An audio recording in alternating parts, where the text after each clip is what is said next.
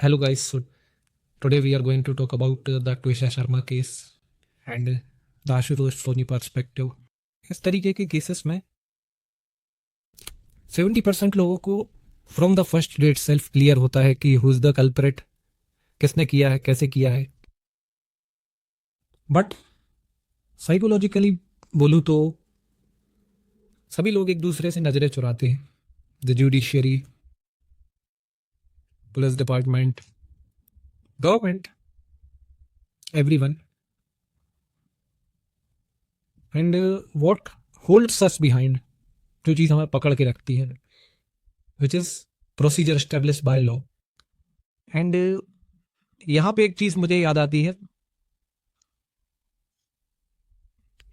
कुछ लोगों को हो सकता है ये बात हजम ना हो, पर मेरा ये मानना है कि भले ही 100 अच्छे लोग पावरफुल पोजीशन पे ना पहुंच पाए, पर एक बुरा व्यक्ति उस पावरफुल पोजीशन पे बिल्कुल नहीं पहुंचना चाहिए. एक भी गलत व्यक्ति नहीं पहुंचना चाहिए. और उसका खामियाजा आप शायद देख रहे होंगे गिरबाला सिंह के रूप में. आज सुबह ये अपडेट मुझे मिला कि solicitor general Tushar Mehta government की तरफ से ये केस लड़ने वाले हैं. एंड गिरबाला सिंह को उनकी पोस्ट से हटा दिया गया है. उनकी इंटरिम बेल भी शायद रद्द कर दी गई है. और समर्थ सिंह ने भी कल शाम को जबलपुर हाई कोर्ट में अपने आप को सरेंडर कर दिया है. पर ये जो घटनाक्रम है ये तो आज हुआ है.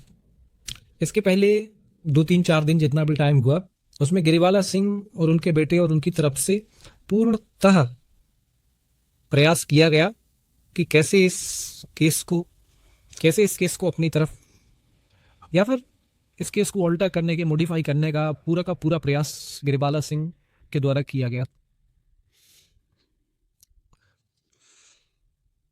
ऑनेस्टली बोलूं तो आज इतना सब होने के बाद ये केस 50-50 पे है. नहीं तो अभी तक तो 50-50 पे भी नहीं था, 70-30 पे था. शायद 70% गिरिबाला सिंह की तरफ था और 30% ट्विशा शर्मा की तरफ.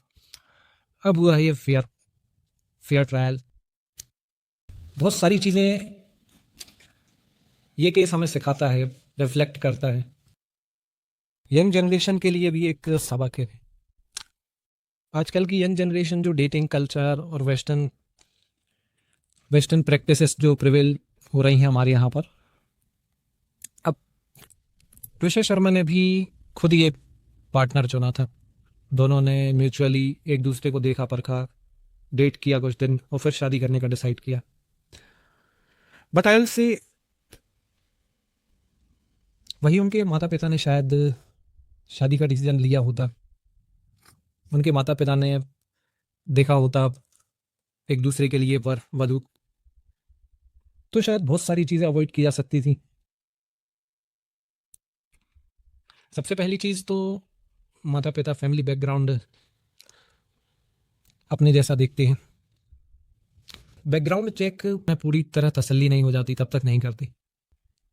What I am trying to point is, एक पावरफुल फैमिली में शादी करने से पहले you have to make sure कि you are somewhere near them, you two are nearby with them in respect of power or money. Because ऐसी situations जब arise होती हैं तब you have to fight or you have to talk with them. So you should also hold some power or some base. This is what I was feeling about the Twisha Sharma case. I'm sure you will also have some point of view about this case. Tell me in the comments what you feel about this case, और इसके जो भी angles हैं, जो भी आपका perspective है, मुझे कमेंट्स में ज़रूर बताएं. Thank you very much.